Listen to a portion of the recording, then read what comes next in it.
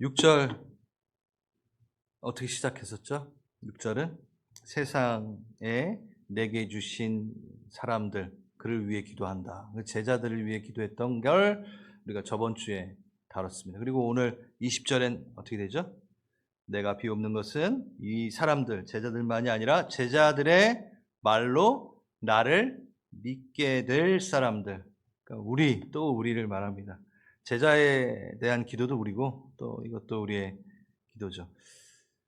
우리를 두고 하신 주님의 기도. 네. 그래서 요한복음 17장은 대제사장적 기도라고 말씀을 드렸죠. 이 기도, 우리 대제사장 대신 예수 그리스도의 사역이 뭐가 있었죠? 히브리서에서는 우리 이미 했던 영단번의 제사, 어린 양 되셔서 본인이 대속제물 되셔서 계속해서 드리는 예배가 아니라 영원한 한 번의 제사, 본인으로 인해. 그래서 대속제물이 되셔서 피를 흘리십니다. 어린 양의 피를 흘리십니다. 그게 바로 십자가의 사건의 우리 예수님의 사역이죠. 대제사장은 그 사역을 합니다. 대속제물을 갖고 피를 내고 그 다음에 뭐 하나요? 그걸 막 아무 데나 흩뿌리나요? 그걸 갖고 어디로 들어가죠? 네, 지성소로 들어갑니다.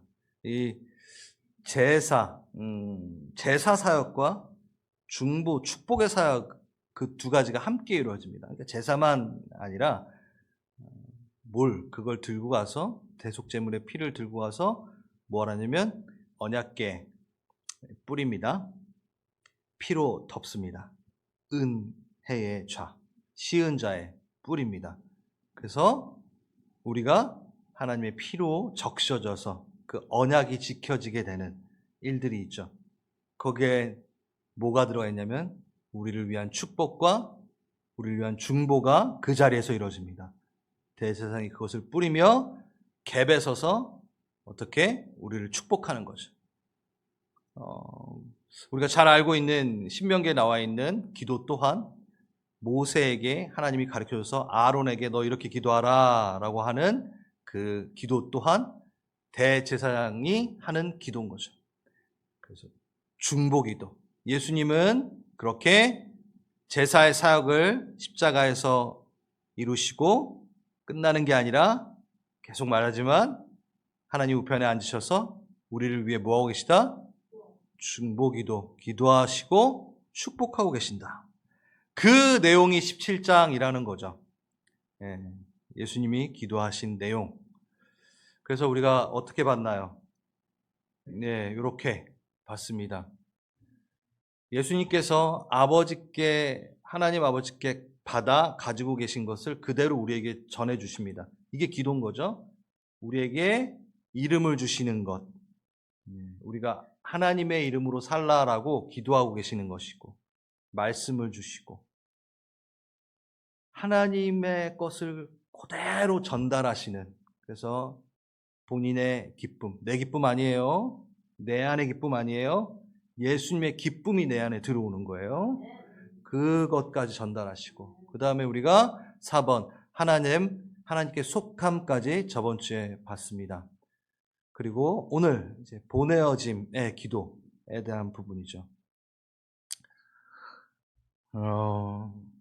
그래서 저는 요 첫 번째 이 1, 2, 3, 4에 대한 부분을 저번 주에 하고 5, 6, 7은 좀 이 두 단어로 좀 변환해서 여러분들에게 오늘 좀 나눠드리려고 합니다. 소명, 보내심에 대한 부분, 그 부분을 좀 이야기할게요. 하나님은 우리를 보내십니다. 하나님이 하나님께로 보냄받은 것처럼 우리 성자 예수님은 또 우리를 보내시는 거죠. 이걸 주신 겁니다. 그래서 우리가 읽었던 21절 그리고 18절, 저번 주에 읽었던 18절에 보면은 보내는 장면이 나옵니다. 자, 요게를 좀 하기 위해서 좀 제가 얘기를 할게요. 여러분, 영어에서 제일 많이 나오는 인칭 대명사가 뭐죠? I. I, 대문자 I, 나. 근데 우리 영어권이 아닌 한국 사람들이 제일 많이 쓰는 인칭 대명사는 뭘 것 같아요? we, 맞아요. we, 우리. 대화 나눌 때도 이렇게 하죠. 우리 아내.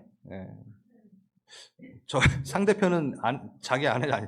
제가 아내를 말해도 우리 아내가 있잖아 이렇게 하잖아요. 내 아내인데.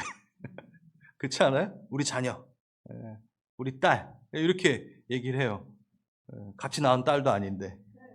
우리 동네, 우리 교회, 다른 교회 교인들하고 얘기를 나눌 때도 우리 교회는 말이야, 딴 교회 다니는데 우리 교회는 이렇게 얘기를 하잖아요. 그렇죠? 그러니까 이 우리를 많이 쓰는 거는 우리가 1인칭 복수 대명사로 쓰려고 이걸 한 게 아니라 일체감을 표현할 때, 이 내가 누리는 우리라는 그 일체감을 표현할 때 쓰는 문학적 기법 중에 하나죠. 그렇죠? 그래서 우리는 참 친근하고 정감 있는 단어입니다. 예. 그런데 이 우리라는 말은 그 우리에 들어가지 않으면 벌써 하나 되기가 되게 어렵다는 인상을 주게 되죠. 이게 무슨 얘기냐? 저는 이제 성이 조금 특이한 성이잖아요. 그래서 예전부터 학교 다닐 때부터 추씨 성을 만나면 너무 반가워. 그래서 뭐 좀 잘해주고 싶고. 예, 제가 좀 덩치가 컸어요. 초등학교 때부터 168이었어요, 키가. 중학교 들어갈 땐 172였어요. 중학교 1학년짜리가. 근데 우리 전 학교에 추씨가 한 명이 더 있었어요. 근데 걔는 키가 요만했어요. 전 걔를 지켜줬습니다. 추씨라는 이유만으로. 아무튼 이게 뭐냐면 그 우리 추씨니까 제가 지킨 거죠. 그리고 여러분 우리 같은 학교, 같은 출신, 같은 지역, 막 정치적 성향 막 나오면 막 그 우리 안에 절대 대적이 또 하나의 우리가 생기는 우리 교회, 우리 교단, 딴 교단은 뭐 절대 대화도 하고 싶지 않아, 막 이런. 그러니까 우리라는 그 얘기는 너무 좋은 단어이지만 잘못 쓰인다면 유대인의 특수주의, 유대인이 갖고 있었던 선민의식, 배타주의, 이거에 너무 사용되기 쉽죠. 제가 이걸 왜 얘기하냐면 오늘 이 부분에 아주 중요한 앞에 설명이 되기 때문입니다. 예수님의 기도에서 우리가 아까 그 4번까지 하나님께 속함 거기까지만 하고 끝나면 조금 문제가 생기는 거예요. 그 보내심으로의까지의 기도가 없으면 조금 문제가 생겨요. 이게 뭐냐면 역설적이지만 우리 하나라는 집단 의식이 오히려 요한복음이 말하는 예수 그리스도의 기도에서 말하는 보내심을 방해하는 요소가 되어버릴 수 있어요. 우리끼리, 우리. 21절 보세요. 다 하나가 되어 아버지가 내 안에, 내가 아버지 안에, 성부와 성자가 하나됨 안에 우리 안에 제자들이 있게 되기를 너무 원합니다라고 기도하셨잖아요. 속함까지, 3번까지, 그렇죠? 그런데 지금 뭐예요? 아버지께서 나를 보내신 것을 믿게 하였사옵나이다. 그러니까 아버지로부터 성부 하나님으로부터 성자 하나님이 떨어져 나와 보내심까지 믿는 것, 그리고 이 예수님은 또 제자들을 보내는 것까지. 이건 뭐냐면 우리끼리 모여 있자가 아니라 뭘 말하는 거죠? 떨어지자. 잠시라도 떨어져서 뭔가를 하자라는 이야기가 붙어 있는 거죠. 이해되셨어요, 지금? 네. 이해 못하셨어요? 대답을 하셔야 돼요. 네. 단순히 존재적 일체감에 머무는 하나됨을 얘기하시는 게 아니라는 거예요. 우린 삼위일체의 하나님을 얘기할 때 뭘 강조하죠? 존재적 일체감. 상호 교통하시고, 상호 통제하시고, 상호 교제하시는. 그래서 완전히 하나됨. 그 존재적 일체감을 많이 얘기합니다. 근데 이 존재적 일체감만 얘기한다면 오해가 생길 수 있는 거죠. 우리의 구원의 완성을 위해 예수님이 보내졌잖아요. 그러면 그것은 어쩌면 존재론적으로 공간적으로 분리가 발생됐다라는 거야. 보내졌으니까. 분리가 발생됐다는 거야. 만약 삼위일체 하나님이 우리 그 삼위의 하나님의 하나됨을 위해 예수님이 나 내려갈 수 없어요. 우리 하나 계속 있어야 돼요. 떨어질 수 없어요. 이렇게 되면은 어떤 일이 생겨요? 구원이 이루어지지 않는 거죠. 하늘에서 움직이지 않으시고 똘똘 뭉쳐 계시면 하나를 지킬 수 있으니까. 하나됨을 지킬 수 있으니까. 네. 막 이제 큰일 났어요. 그러면 안 돼요. 요한복음이 시작도 못 해요. 요한복음은 어떻게 시작되나요? 말씀이 육신이 되어 우리 가운데 거하심에 내려오신 거예요. 똘똘 뭉쳐서 가만히 계신 게 아니라 존재적 일체감에서 사명적 일체감으로 나오신 거예요. 사명적 일체감으로. 그래서 오늘 얘기는 사명적 일체감까지 설명이 돼야 된다. 존재적 일체감만 얘기해서는 안 된다. 예수님이 우리를 향해 기도하고 계신 것은 존재적 일체감에 대해서 너무 중요하게 우리를 위해 기도하고 계시지만 그가 하셨던 것처럼 사명적 일체감에 대한 기도를 하기 시작하시는 겁니다. 네, 오히려 동일한 메시지를 가지고 보내져야 한다라는 것이 하나됨의 증거가 돼버리는 것처럼 동일한 소명, 동일한 부르신 목적을 가지고 보내어지는 것 자체가 하나라는 것을, 정말 하나라는 것을 증거하는 것처럼 우리는 어떻게 예수와 하나가 될 수 있습니까? 가만히 골방에 앉아서 수도원에 갇혀서 하나됨으로 끝난다는 게 아니에요. 사명적 일체감을 가질 때 하나다라고 우리는 얘기할 수 있는 거예요. 그래서 21절에 보내어지는 것까지입니다. 여러분, 제자들을 이렇게 보내십니다. 우리가 삼위일체 하나님 성부 성자가 하나 된 것 같이 나도 이들도 하나 됐으면 좋겠어요. 그래서 난 보낼게요까지 간 거예요. 구원의 계획을 이루는 것에 하나가 되는 것이 우리의 진짜 사명적 일체감으로 하나를 누리는 것입니다. 만약 여러분 예수님이 제자들을 향해 존재적 일체감의 하나됨만 위한 것이라면 본인이 하늘로 올라가실 때 제자들을 어떻게 해야 돼요? 데리고 올라갔어야 돼요. 왜? 하나됨을 지켜야 되니까. 그래서 이렇게 보존케 해달라고 기도도 할 필요도 없어요. 왜? 데리고 가면 되니까. 근데 떨어져야 되니까 보존케 해달라고 막 기도하면서. 그리고 또 제자들이 이 하나됨의 존재적 일체감만으로 이해했다면 어떻게 되나요? 예루살렘에 큰 집 하나 사놓고 다 같이 흩어지지 말고 모여 있으면 되죠. 하나됨을 지키기 위해 다른 사람은 못 들어오게 하고. 야, 우리가 3년 동안 누렸던 그 경험과 예수님과의 그 추억이 있는데 그 3년을 같이 보내지 못한 사람들은 공유할 수가 없지. 차별성을 둬야지. 그래야지 우리가 하나를 지키지. 이러고 앉아있으면 그게 하나됨인가요? 네, 제가 앞에 설명했던 이유가 이것 때문입니다. 맞습니다. 우리를 좀 빨리 데려가셨으면 좋겠고 우리끼리만 있으면 너무 좋겠는데 하나님은 계속 우리를 보내십니다. 하나님의 대사로 세상에 보내십니다. 17장 내용이 그거예요. 예수님이 그렇게 바라시고 계신다라는 거예요. 여러분, 예수님의 그 바람에 우리가 좀 발맞춰 갔으면 좋겠다는 생각이 듭니다. 요한 복음에 그 베드로가 이제 3번 부인하고 이제 할 건데, 디베랴 바닷가에서 만났을 때 회복을 시키죠. 3번 물어보십니다. 3번 뭘 물어보세요? 너가 나를 사랑하느냐? 근데 우리는요, 너무 놓쳐요. 너가 나를 사랑하느냐? 하고 항상 또 하나를 말합니다. 뭔지 아세요? 내 양을 돌보라, 먹이라. 그거 마지막에 한 번 말하신 게 아니라요. 너가 나를 사랑하느냐? 그러면 너가 내 양을 먹여라. 라고 얘기해요. 그러니까 이게 붙어 있는 거예요.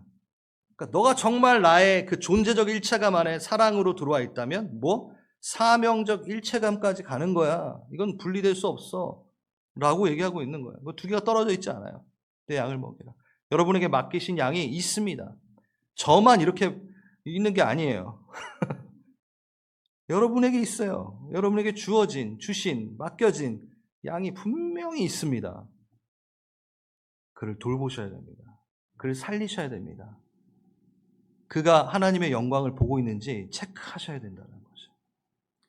사명 막 이렇게 얘기하면 너무 막 무겁게 생각하시고 그러실 수 있는데, 여러분 사명이라는 그 단어 자체가 헬라어로 어디 있죠? 고린도전서 9장 17절 우리 바울이 얘기한 건데, 내가 내 자의로 이것을 행하면 상을 얻으려니와 내 자의로 아니한다 할지라도 나는 사명을 받았습니다. 그러니까 내가 자원하여 내가 하나님의 구원 사역에 그 나아가는 것, 그것이 내게 사명이었습니다. 사명입니다. 근데 내가 자원함으로 하지 않아도 이건 내 사명입니다. 이런 얘기를 해요. 네. 사명. 이 사명이라는 단어가 헬라어로 뭐냐면은 집사, 청지기라는 단어예요. 오이코노미아. 오이코스는 집이고요. 노모스는 관리하다. 그러니까 집을 관리하는 사람. 그러니까 집사, 경영하는 사람. 오이코노미아. 여기서 이코노미가 나온 거예요, 영어. 그러니까 관리하는 거예요. 경영하는 거예요. 막 뭐 특출난 몇 명의 특수부대가 막 하는 게 아니에요. 지극히 평범한, 제가 집사를 너무 평범하다 그래서 좀 죄송한 거 그래야 되나? 아무튼 여러분 지금 여러분 가정을 돌보잖아요, 그렇죠? 청소하잖아요, 관리하잖아요. 그거라고요. 그 정도라고요. 막 사명하면은 목사님하고 선교사님만, 나는 아니야. 이러면 절대 안 됩니다. 이 단어 자체가 그냥 맡긴 것을 수행하는 자예요. 마태복음에서도 이런 비유가 있잖아요. 주인이 맡깁니다. 달란트 비유.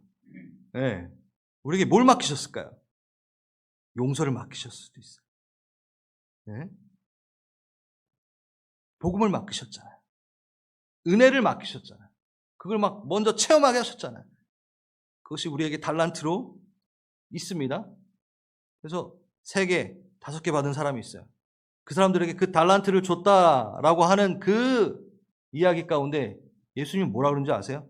착하고 충성된 종아, 너가 작은 일에 충성하였으면. 작은 거래요. 그러니까 여러분 사명하면 막 이렇게 느끼지 마시오. 작은 거예요. 제가 여러분들이 뭘 하는 거를 이렇게 수준 낮게 이렇게 폄하하는 게 아니라, 너무 여러분 이 일들을, 하나님의 일을 너무 이렇게 크게 여기지 말아요. 내가 이거 해드릴게요. 하나님, 이 대단한 일을 내가 좀 해드릴게요. 무슨 소리예요? 여러분, 그 은혜로 해야 되는 것들이에요. 아주 작은 것들이라는 거. 그거예요. 여러분 너무 큰 거 해드린다고 착각하지 마세요. 여러분 주일날 예배 나오는 게 예배 드릴게요예요? 아니에요. 정말 작은 거 하고 있는 거예요, 여러분들. 그리고 그 작은 것을 해야 돼요. 안 하면 어떻게 되죠? 한 달란트 받은 사람? 악하고 게으른 종, 아주 그냥 그런 얘기를 듣는 거죠. 그 한 달란트까지 뺏기고, 막 은혜를 막 뺏기고, 은사 막 뺏기고, 그거예요. 근데 너무 무섭게 얘기하나? 아니에요. 이걸 진짜 우리가 타협하면 안 됩니다. 봅시다. 우리는 왜 새로운 피조물이 됐을까요? 우리는 왜 새로운 피조물이 됐을까요? 우리가 너무 잘 외우고 알고 있는 고린도후서 5장 17절, 이거는 외워요, 솔직히. 근데 18절, 19절은 안 외워요. 보지도 않아요. 예, 그리스도 안에 있으면 새로운 피조물이다. 이전 것을 지나갔으니 보라, 새 것이 되었도다. 끝. 18절 뭐라고 되어 있어요? 우리를 자기와 화목하게 하시고 나서 우리에게 화목해 하는 직분을 주셨다. 우리를 새 피조물로 만드신 이유가 나오고 있어요. 나만 하나님이랑 화목? No. 화목해 하는 직분을 너에게 주기 위해 새 피조물로 만들었어 라고 얘기하시는 거잖아요. 화목하게 하는 말씀을 우리에게 주셨다, 부탁하셨다. 지금 요한복음 17장 이 얘기 아니에요. 보내셨다. 동일한 목적, 구원을 이루기 위한 사명적 일체감으로 널 보내셨다. 말씀을 들려서 누구? 새로운 피조물들은. 그래서 제가 예전에 한번 이 예를 들었는데, 구원받은 핸드폰 얘기 기억하세요? 네? 제가 이거 뉴스코스타 가서 했는데 애들 너무 잘 알아듣더라고요. 자, 봅시다. 핸드폰의 기능이 뭔가요? 이 셀폰의 기능이. 시계 보는 건가요? 너무 그거는 제한된 기능이죠. 전화도 하고 뭐도 보고 정보도 얻고 영어 공부도 할 수 있고 말씀도 들을 수 있고 메모도 있고 연락처가 있고 너무나 많은 기능이 있죠. 그렇죠? 이 핸드폰의 기능은 전화를 하고 활용을 해야지 핸드폰인 거죠. 얘는 그렇게 만들어진 거죠. 이렇게 만들어졌어요. 근데 얘가 제가 실수해서 떨어뜨려가지고 완전히 망가져 버린 거예요. 망가졌어요. 어둠에 묻혀버렸어요. 근데 누군가가 나타나서 이거를 구원했어요. 건졌어요. 깨끗이 다시 삼성에 맡겨가지고 깨끗하게 만들었어요. 회복됐어요. 새로운 피조물이 됐어요. 이전 것은 지나갔어요. 부서진 건 끝났어요. 새 것이 되었도다 하고 나서 이거를 어디? 찬장에다 이렇게 놓으면 바른 사용법인가요? 내가 이걸 왜 돌려놨어요? 찬장에다 놓고 오 구원받은 핸드폰이요 막 이러는, 보십시오 구원을 받았습니다 핸드폰이, 이러고 있나요? 아니죠. 뭘 해야 돼요? 써야죠. 그 본 기능으로 돌아가야죠. 그 본 기능을 위해 얘를 살린 거잖아요. 내가 그냥 찬장에다 놓으려면 뭐하러 얘를 고쳐? 고칠 필요가 없죠. 막 소리가 높여지고 있어요. 여러분이 그거라는 겁니다. 여러분 안에 예수 그리스도를 닮아 예수 그리스도의 역량, 예수 그리스도의 능력, 예수 그리스도의 이름이 있어. 그것을 정확하게 뿜어내는 그 사람으로 만들어놨어요, 원래. 근데 죄 가운데 무너졌죠? 근데 다시 새 피조물로 만들었어요. 그런데 어디? 찬장 안에 들어가려고 그래. 자꾸. 난 구원받았어. 난 구원받은 핸드폰이야. 하고 전혀 사용되길 원하지 않네. 안 됩니다. 보내줘야 됩니다. 여러분이 맡기신 그 자리에서 그 역할을 하는 거죠. 우리가 보내어지는 그 세상은 어딜까요? 이걸 그냥 넘어가려고 그러다가 좀 친절하게 제가 다 얘기를 하겠습니다. 여러분, 세상은 어딘가요? 예. 아멘. 아멘. 세상은 그냥 우리가 너무 달라 보이는 어떤 그 대적되어져 있는 그 것만 생각하시면 안 돼요. 여러분, 땅끝, 제가 자주 얘기하지만 땅끝은 어딥니까? 여러분, 땅끝을 계속 찾다 보면요, 계속 헤매요. 여러분을 보내신 곳이 땅끝이라고 우선 생각하셔야 돼요. 물론 우리가 선교를 갈 수 있습니다. 가야 됩니다. 그런데 땅끝은 어디냐면 맡기신 자리가 땅끝이죠. 그렇죠? 내가 있는 그 자리. 여러분, 한국에서 왔잖아요. 보냄 받았잖아요, 벌써. 그러면 여기 왜 왔어? 아, 이 자리에서 복음을 전하라 하는구나. 그걸 좀 인정하세요. 예. 그러면 그 세상은 무엇이냐? 하나님의 통치를 받지 않고 있고 하나님의 예배를 모르는 그 곳이 바로 세상이겠죠. 첫 번째 세상은 어디가 될 수 있을까요? 아니요, 나을 수도 있어요. 나을 수 있어요. 그래서 계속 하나님의 말씀을 심어서 하나님의 하늘의 것을 전달받아서 심어야 돼요. 나한테 보내줘야 돼요. 나한테 선물로 줘야 돼요. 계속. 예, 그리고 나서 내 가족, 내 자녀 신경 써야죠. 얘가 지금 하나님의 영광을 아나? 우리 남편이 하나님의 예배하는 것을 기쁨을 아나? 고민해봐야죠.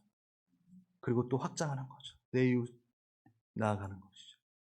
세상은 저기 멀리 있어가지고 엄두도 못 내는 그런 게 아니라는 거예요. 제가 이걸 왜 가까이 갖고 오냐면 자꾸 선교사, 목사 그들만 사명을 갖고 보냄 받았으니까 그 사람들을 하는 동안에 나는 구원받았으니까 여기까지 딱 여기까지. 이걸 제가 없애려고 자꾸 얘기하는 거예요. 보내심 받았습니다. 두 번째,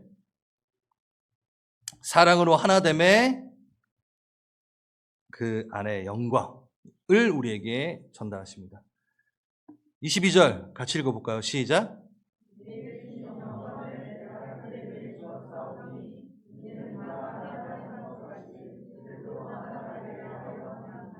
네, 24절에도 내게 주신 나의 영광을 그들로 보게 하시기를 원하옵나이다. 이제 마지막 부분이에요. 우리 예수님이 너무 원하는 게 뭐냐면 예수님이 누리는 그 영광을 우리에게도 주고 싶어 하십니다. 우리 17장 시작할 때 그 영광은 뭐였죠? 영광의 때가 왔다. 영화롭게 할 때가 왔다. 그것은 부활하고 올라가시는 거 전 말하는 거예요. 때는 항상 뭐였죠? 십자가. 그 십자가의 그게 예수님에겐 영광이랐다는 거예요. 우리를 찾으시는 것. 우리를 찾으시는 것. 그게 예수님에게 영광이었어요. 누구에게도 하나님께 영광이요. 하나님에게도 영광이었던 거예요. 그래서 그 삼위일체의 하나님의 영광 안에 공통 분모는 누가 들어가 있다? 내가 들어가 있다. 그래서 하나님이 영광스러워할 때 누굴 보신다? 우리를 보신다. 내 열매요. 내 영광이요. 내 자랑이요. 하면서 나를 보시면서. 그러니까 하나님의 영광을, 그 큰 영광을 우리 없이는 얘기하지 않으시는 그 엄청난 얘기가 처음 들으신 건가요? 아니잖아요. 저번 주 했는데. 그렇죠? 이 영광이 있습니다. 근데 오늘 영광은 좀 더 제가 이 영광인데 이 영광보다 조금만 더 확장. 솔직히 영광이라는 말 자체 이 얘기는요. 정말 영광이라는 거는 정말 몇 주 동안 해도 다 할 수 없는 너무나 큰 이야기죠. 한 단어로 영광이라는 한 단어로 담겼다고 이게 뭐 몇 개 작다고 얘기하면 안 돼요. 너무 큰 단어입니다. 여러분 영광을 말하고 접하면서 우리가 자주 하는 실수, 그 영광을 다 체험해 본 것 같이 여기는 실수들을 많이 하죠. 뭐 신앙의 연수가 많이 차면 내가 하나님의 영광을 좀 알지. 요 정도 뭐 훈련, 뭐 선교를 갔다던가 그 정도의 것으로 그의 영광이 그의 영광을 경험함이 바닥이 난다면 그분은 하나님이 아니죠. 다시 우리가 지금까지 체험한 영광의 수준 정도만 갖고 계신 영광 하나님이라면 그분은 하나님이 아니시라는 거예요. 영원토록 알고 또 알고 또 알고 또 체험하고 또 체험해도 남고 더 보여주시게 많으신 그 영광의 광대하심이 있는 분이 하나님이시죠. 우리는요 일부분 지금 알고 있는 거야. 일부분 신앙의 여정을 이미 마친 사람처럼 굴면 안 돼요. 근데 많이 그래요. 많이 그래요. 몇 권 책 봤다고 교리 공부 좀 해봤다고 좀 많이 그걸 느껴요. 내가 알던 옛날 목사님한테 교리 설명을 들었어. 끝. 그게 내가 누리는 말씀의 영광의 끝이야. 그렇게 구는 사람들이 있다라는 거죠. 난 그 영광 다 체험해봤던 것 같아. 그렇게 반응하는 우리가 있죠. 여러분 도대체 하나님의 영광을 얼마나 맛보셨습니까? 제가 많이 맛봤다고 얘기를 하는 게 아니에요. 저도 아직 너무나 많이 남아있어요. 정말 일부분만 그의 영광을 체험했어요. 그럼 우린 그 영광을 향해 갑시다. 달려가야 돼요. 좀 주고 싶어 하시잖아요. 우리 예수님이 주고 싶어 하시잖아요. 영원토록 알아가도 모를 그 영광. 그래서 전 정말 이 단어를 좋아해요. 히브리어 단어인데 영광의 카보트. 영광이라는 단어 중에 여러 단어가 있는데 그 카보트가 제일 많이 써요. 그게 뭐냐면 무게. 그 진중함의, 그 권위의, 그 위엄의 그 무게를 얘기할 때 카보트라는 단어를 써요. 무게. 영광은 무게. 우리가 다루지 못한다. 우리가 컨트롤하지 못한다. 라고 말하는 거죠. 그 무게, 그 위엄, 그 권위. 이걸 받아낼 수가 없어. 너무 무거워. 100천, 2,000톤. 이걸 어떻게 받아내? 이 무게. 엄청난 그 영광, 그 신비. 앞으로 영원토록 알아야 할. 그런데 그걸 한 번에 주면 우리가 터져버리니까 우린 이해도 못하고 그냥 그냥 공중분해 돼버리니까 조금씩 그 영광을 보여주죠. 근데 그거 받았다고 내가 영광을 다 아는 것처럼 굴면 안 돼. 그게 우리 하나님의 영광이라는 거예요. 내게 설정하신 영광의 무게, 빛보다 설정값을 조금 높여가지고 우리한테 주시면 큰일 나요. 큰일 나요. 예. 바울이 다메섹 도상에서 하나님의 영광의 빛을 팡 맞닥뜨리는 순간 어떻게 됐어요? 그냥 꼬꾸라져가지고 엎드려지고 그냥 눈이 멀잖아요. 그 정도라고요. 근데 우리 수준에 맞춰서 주고 계시는 거예요.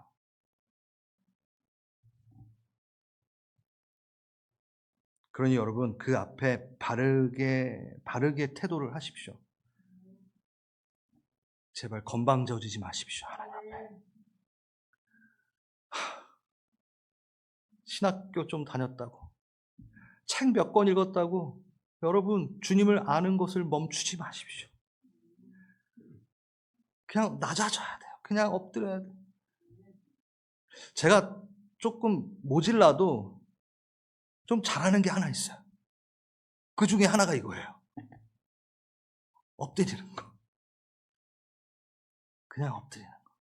주님 앞에 엎드리는 거. 여러분 그래서 막 저희가 하나님 앞에 막 기도를 나갈 때, 요즘 금요 기도회 우리 하잖아요. 금요 월십 진리의 성령을 따라 막 할 때, 최근에도 정말 하나님의 그 위엄, 카보트의 그 영광이 임하면 저는 저 기도하는데 이렇게 몇 분 뵀어요. 나랑 되게 똑같은 포즈를 취하고 기도하시는. 막 이렇게 하다가 막 그 무게 때문에 막 이렇게 너무 그 위험이 크니까 그냥 엎드려지는, 그 위험 때문에 꼬꾸라져. 이게 엎드리는 거. 이사야서 6장에 나오는,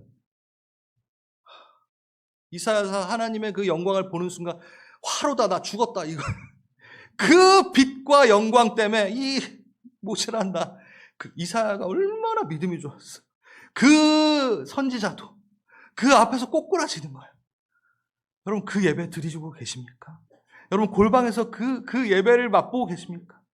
저는 깊이 들어갈 때 그냥 납작 엎드리게 되더라고요. 내 의견, 내 그동안 조금 의라고 생각했고 좀 잘했죠? 막 이렇게 하는 그 모든 게 그 앞에서 낮아지고 엎드려지는 거.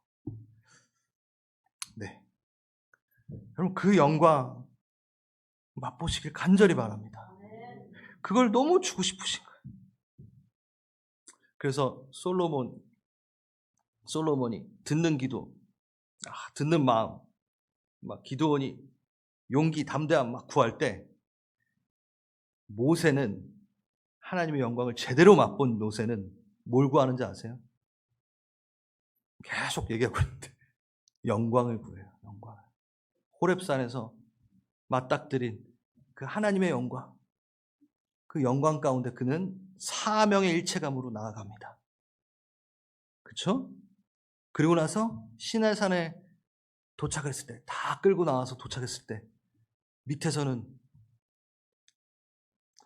금신상 만들고 황금 송아지 만들면서 거기 앞에 절하고 있고, 하나님의 그 진노의 칼이 막 다가올 때, 그때 모세는 무슨 기도했는지 아세요? 용서의 기도 안 했어요. 딴 기도 안 했어요. 다시 뭘? 주여 내게 주의 영광을 보이소서. 그 영광 안에 모든 것이 엎드리게 될 거니까 다시 주여 주의 영광. 그러니까 영광을 체험한, 영광을 맛본 사람은 그 영광에 갈급함이 있다라는 거예요. 그걸 찾는다라는 거예요. 여러분 말씀의 영광을 누려보셨잖아요. 말씀 가운데서 막 삶이 변하고 막 꿀송이 같고, 그게 말씀의 영광을 체험한 거예요. 여러분 찬양 가운데 영광 경험하셨잖아요. 그 영광을 경험한 사람은 계속 찬양의 자리로 나아가요. 네. 근데 봉사하고 선교 갔다 왔는데 그 영광을 봤어. 막 선교 갔다 왔는데 막 가슴이 두근거리고 막 내가 살아있는 존재가 되고 뭔가를 해야 될 것 같고, 영광, 하나님의 영광이 그 안에 쑥 들어간 거예요.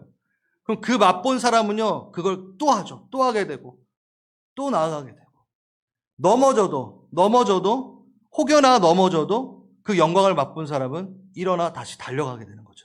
그래서 우리 계속해서 주의 영광을 구해야 되는 거예요. 주의 영광. 네, 내 힘으로 갈 수 없습니다. 내 영광으로도 갈 수 없습니다. 하나님의 영광으로 내가 가야 됩니다. 라고 우리는 기도해야 되는 거죠. 요한복음 1장 14절 같이 읽겠습니다. 말씀이 육신이 되어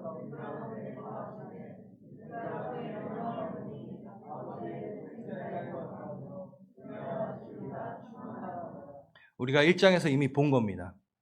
자, 하나님의 영광. 하나님의 영광. 말씀이 육신되어 우리 가운데 거하시며 우리가 예수 그리스도의 영광을 보니까 누구의 영광이요? 아버지의 독생자의 영광이요? 은혜가 진리가 충만하다.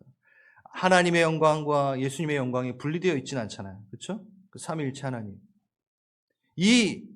그 예수님의 영광을 딱 보니까 은혜가 충만하고 진리가 충만하더라. 이 얘기가 어디 있게요? 출애굽기 33장, 34장 거기에 나와요. 모세가 주여 내게 영광을 보이소서. 그리고 나서 우리 저번 주에 했잖아요.